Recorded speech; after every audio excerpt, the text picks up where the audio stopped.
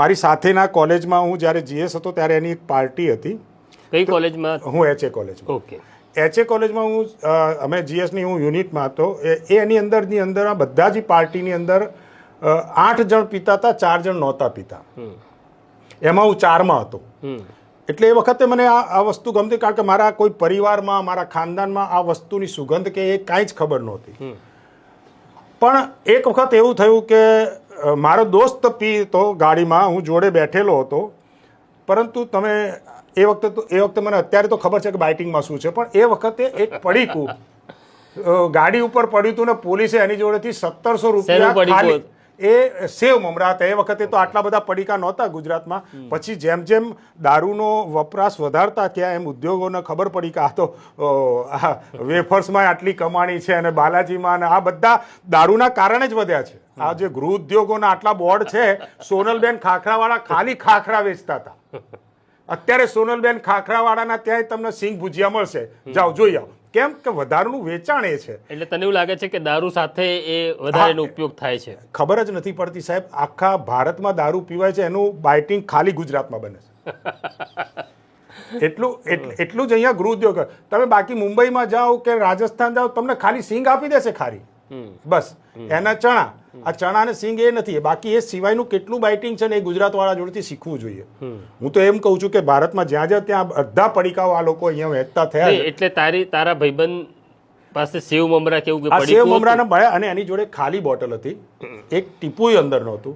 અને એ વખતે સમજો કે હું 30 વર્ષનો હતો, એટલે એ વખતે એની પાસેથી 1200 કે એવા રૂપિયા લઈ લીધેલા. ત્યારે મોટી રકમ હતી. એ 1200 રૂપિયા અત્યારના જે રકમ. પણ એ બિચારો ગભરાઈ, એટલે એના પગ એવા ધ્રુજી ગયા હતા. મને લાગ્યું કે હવે જિંદગી પર દારૂ નહીં પીવો, એવું લાગ્યું કે એવી રીતના. તો એ વખતે મને એમ થયું કે સાલું આટલું ખાલી બોટલના આ પ્રમાણમાં આ રીતના થયું, તો એવી તો આ વસ્તુમાં શું છે કે પોલીસ આટલા બધા પૈસા લે, કે તો આટલું કંઈક અગત્યનું પીણું લાગે છે મને તો કારણ કે કોઈ વસ્તુ, ખાલી વસ્તુના જો 1200 રૂપિયા આપવા પડતા હોય તો એ વસ્તુમાં કેટલું મહત્વ છે.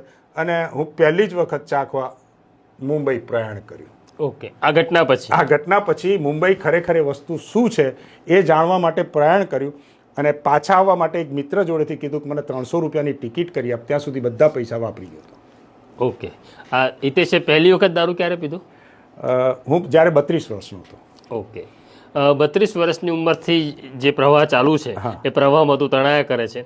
આજે પણ એ પ્રવાહ અવિરત છે. અને છેક સુધી કદાચ રહેશે. હું છેલ્લે લોકો, મને એ ખબર નથી પડતી, સાચું કહું પ્રશાંત, તો લોકો મર્યા પછી ગંગાજળ પીવડાવે છે. જે જતું તો છે જ નહીં અંદર.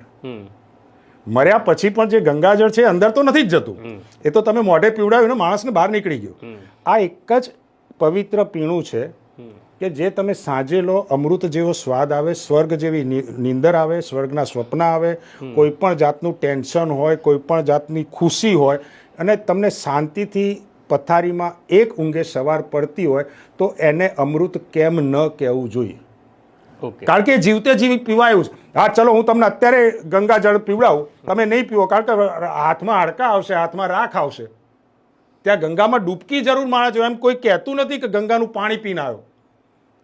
એ તમે અહીંથી શુદ્ધ પેલી 20 રૂપિયાની બાટલી જ લેશો. એના માટે ગંગાજળ વાળાએ પણ બાટલીનો સહારો લઈને બાટલીઓ બનાવવી પડી છે. તમે અહીંયા ક્યાંય પણ જાઓ તો એ પ્લાસ્ટિકની બોટલની અંદર મળશે. એટલે ગંગામાં તમે ડૂબકી મારો, પણ ગંગા પોતે તમે જાઓ ત્યારે બી એમ કહેશો કે ના, આ પાણી બહુ ડોળું છે, પીવાય એવું નહોતું. આ એક જ પીણું એવું છે કે ચોખ્ખું છે, જેટલું જૂનું થાય એટલું સારું છે. નથી કંઈ પણ એની અંદર કોઈ પણ જાતની તમને તકલીફ. હા જો ભાઈ, દૂધ તમે 5 ગ્લાસ પી જશો તોય તમારે વોમિટ કરવાની છે. છાશ પીશો, બાસુદી પીશો, કંઈ પણ વસ્તુ અતિરેક કરશો તો એ વધુ જ છે. પછી હવે તમે એમ કહો કે ભાઈ પેલો જો દારૂ પીને પડ્યો છે નહીં, એણે અનલિમિટેડ વસ્તુ કર્યું છે. તમે દારૂને ના વગાવો, એ માણસને વગાવો. હું તો હજુય કહું છું કે સાહેબ, બોપલમાં એમણે એક એક્સિડન્ટ થયેલો, યાદ હોય તો. એણે 4, 5, 7 ગાડીઓ સવારના પોરમાં 9 વાગે. તો એક ન્યૂઝ ચેનલવાળાને મેં ફોન કર્યો કે તમે આવું કઈ રીતે લખી શકો કે દારૂ પીને એને અથડાઈ? સવાર 9 વાગે દારૂ ચડે જ નહીં સાહેબ. એ ડ્રગ્સ ચડે જ નહીં. એવો કેટલા વાગે? અને 5 વાગે દારૂ પીધો હશે કે 7 વાગે બહાર નીકળ્યો ને 8 વાગે એક્સિડન્ટ કર્યો. એવું તમે જોયા જાણ્યા વગર તરત દારૂનો બદનામ કરવા માંડો છો કે દારૂ પીને ગાડીઓ અથડાય. દારૂ પીને ગાડી અથડાય તો સાહેબ પોલીસના એક દંડામાં દારૂ ઉતરી જાય. અને પેલાને આટલો શર્ટ ફાટી ગયો, એ ફાટી ગયો, પછી બી બોલવાનું ભાન ના હોય. આટલું દારૂ ક્યારેય ના ચડે. તને હિતેશ, તું આ પ્રકારે દારૂની વાત કરે છે, કે દારૂ અમૃત છે, તો તને કોઈ દારૂ કંપનીએ એપ્રોચ કર્યો કે ભાઈ હવે તમે અમારા બ્રાન્ડનું પ્રમોશન કરો? હા, મને 2 દારૂ કંપનીએ મને કહ્યું કે તમે અમારા બ્રાન્ડ એમ્બેસેડર બનો, પણ હું ગુજરાતનો છું, ગાંધીના ગુજરાતનો, એટલે દારૂનો બ્રાન્ડ એમ્બેસેડર અહીંયા બેસીને થવું તો કાલ ઉઠીને સવારે મારે વિડીયો બનાવવા માટે એની બ્રાન્ડની વસ્તુ ના મળી અને મારે વિડીયો બનાવવો છે તો હું ના બનાવી શકું. એટલે જ્યાં સુધી અહીંયા પૂરી મુક્તિ ના થાય ને ત્યાં સુધી હું દારૂનો એમ્બેસેડર હું ગુજરાતનો બનવા માટે તૈયાર નથી. કેમ કે હું અહીંયાથી રાજસ્થાન જઈને વિડીયો બનાવું, હવે ધારો કે એક બ્રાન્ડ રોયલ સ્ટેગ નામની છે, એનો મને બ્રાન્ડ એમ્બેસેડર બનાવ્યો ને એ વખતે હું અહીંયા બોટલની અંદર હું બીજા બોટલથી વિડીયો બનાવતો તો એ મારો વિરોધ કરશે ને મારા પૈસા પરત માગવાની. એના કરતાં બેટર છે કે હું મારી જરૂરિયાત પ્રમાણે જે વસ્તુ લઈને હું કરું. કોકનાથી મેં શું કીધું કે આની અંદર કોઈનાથી ખરીદાવું નથી. ઓકે.